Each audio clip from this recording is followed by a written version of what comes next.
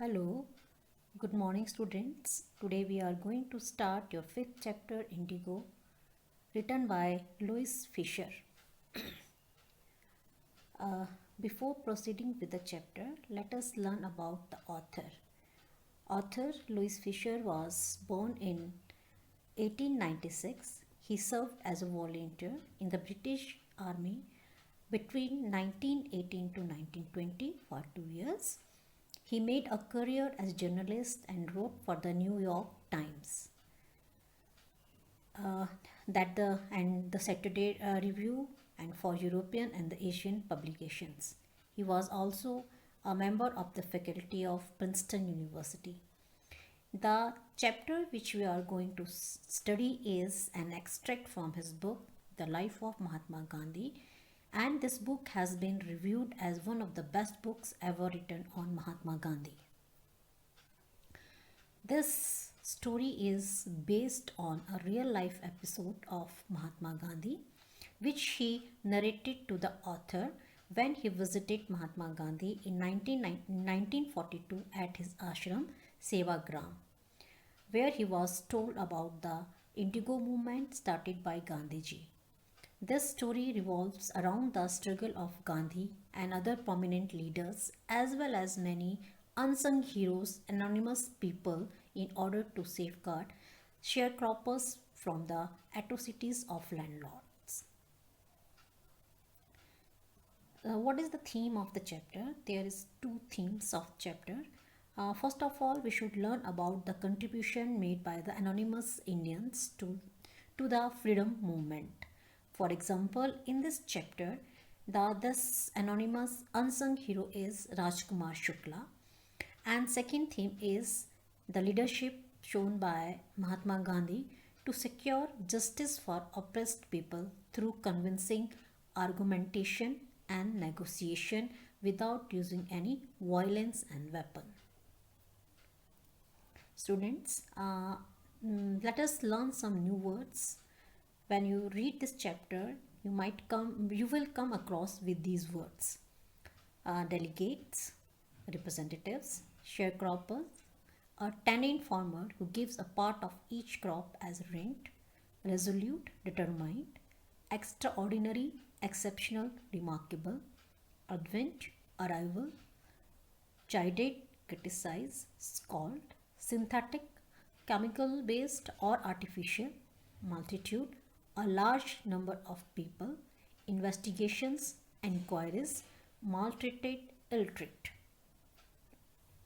Consequence, result, influential, powerful, concrete, solid, prosecutor, lawyer or barrister, postpone, delay, humanitarian, concern with human welfare, conscious sense of right and wrong, triumphed, won, grievances, complaints, extorted, took forcibly.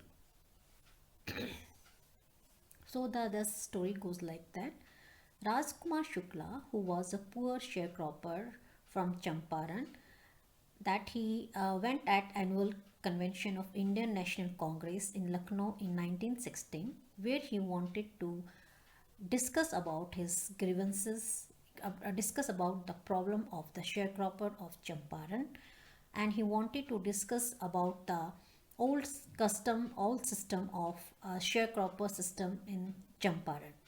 Someone told him to meet Mahatma Gandhi for his problem, and he met Mahatma Gandhi, and he told Mahatma Gandhi, because of an old agreement, many of the peasants in Champaran were sharecroppers, and they were the victim of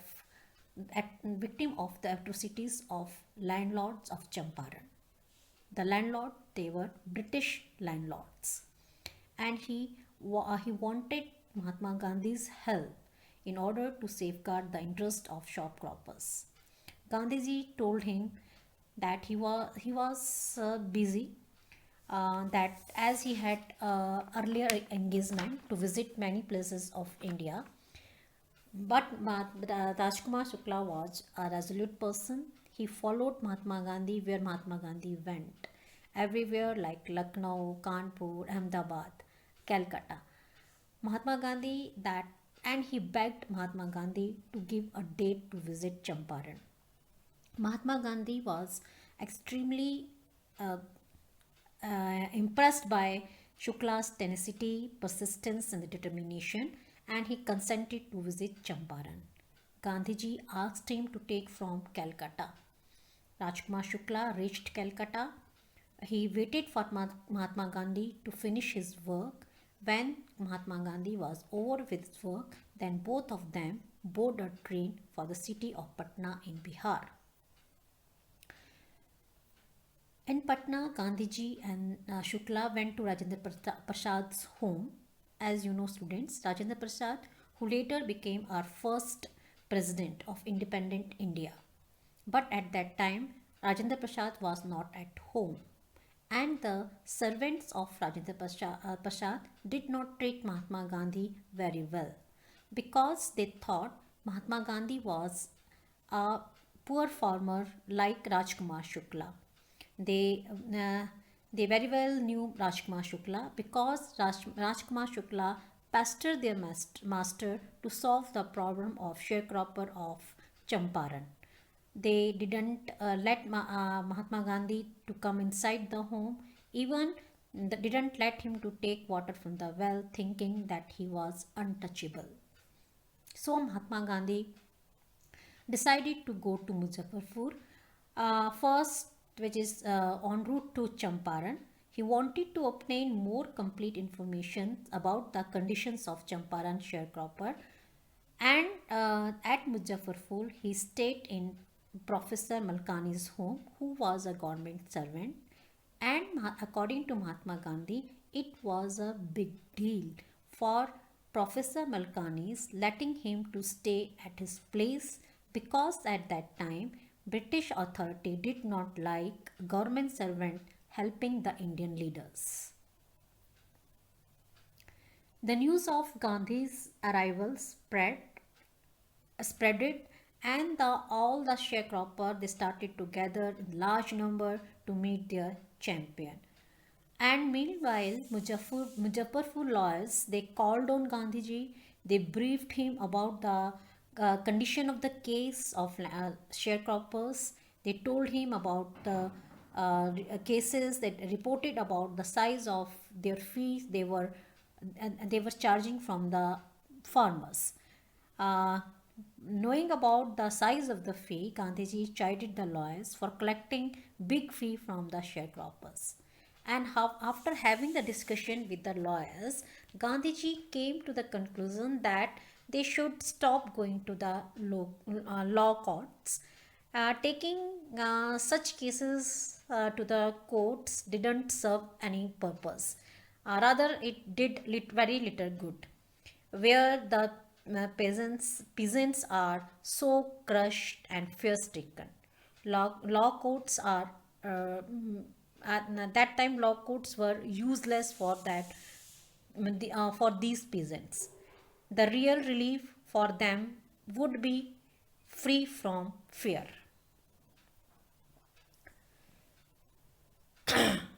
Englishmen forced the peasants to cultivate indigo.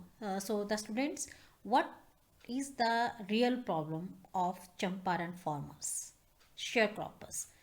That the indigo crop. You can see that in the picture that this is the indigo crop which the Englishmen forced the peasants of the Champaran to cultivate on their 15% of land and give the crop to them as rent. All this was done through a long term agreement. And in that after some time that these English landlord, they came to know that Germany had developed synthetic indigo. Say these landlords, they didn't need any more indigo crop. So they obtained agreements from the sharecroppers to pay them compensation for being released from the 15% arrangement. Many peasants signed, some resisted, and some engaged lawyers for their cases. And meanwhile, the information about the synthetic indigo come in knowledge of the poor farmers. Now they wanted their money back from the landlord. Gandhiji reached Champaran. He visited the secretary of the British Landlord Association to get the facts, but he was denied as he was an outsider.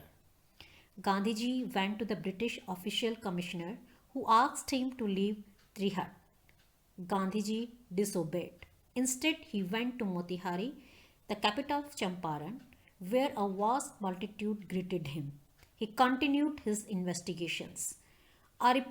Meanwhile, a report came in that a peasant had been maltreated in a nearby village.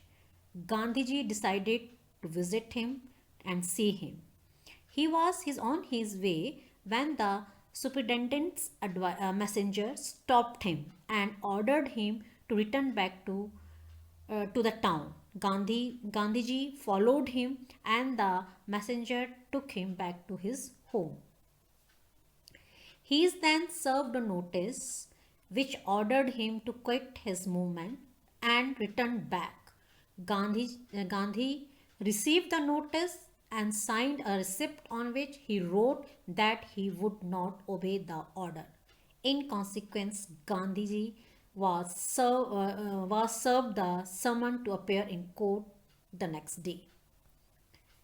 Next morning, Motihari was full of peasants as they wanted to support Gandhi. They didn't know Gandhi's record in South Africa. They had merely heard that a Mahatma who wanted to help them was in trouble with the authorities.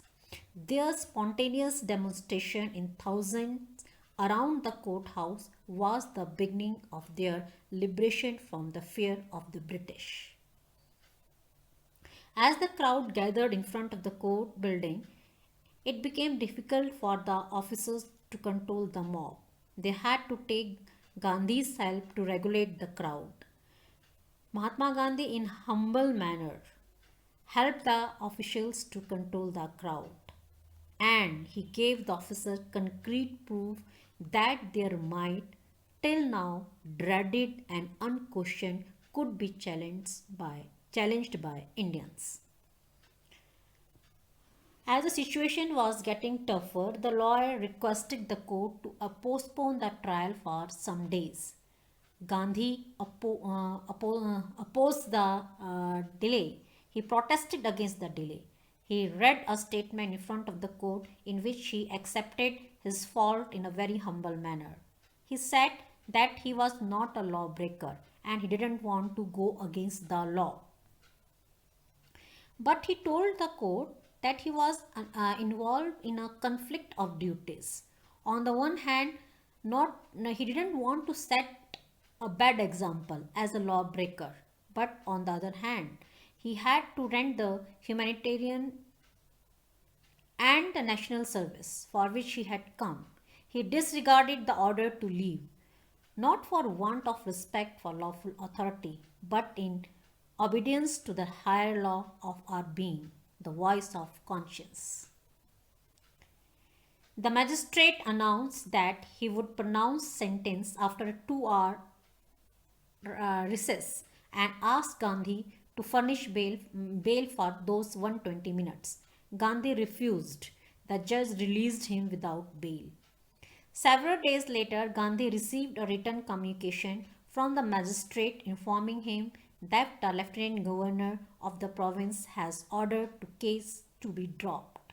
Civil obedience has triumphed, the first time in modern India. Gandhi had 4 long, very lengthy interviews with Lieutenant Governor, who as a result appointed an official commission of inquiry into the indigo sharecroppers situation. The commission consisted of landlords, government officials, and Gandhi as the sole representative of peasants. The official inquiry assembled a crushing mountain of evidence against the big planters, the landlords of Champaran, and when they saw this, they agreed in principle to make a refund to the peasants. But how much we pay? They asked Gandhi. The representative of the planters, landlords, offered to refund to the extent of 25%. And to his surprise, to his amazement, Mahatma Gandhi agreed upon it and he broke that deadlock. Later, Mahatma Gandhi told this settlement was adopted unanimously by the commission.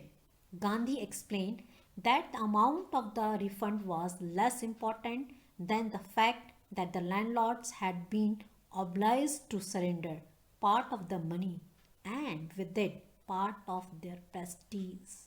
Therefore, as far as the peasants were concerned, the planters had behaved as lords above the law.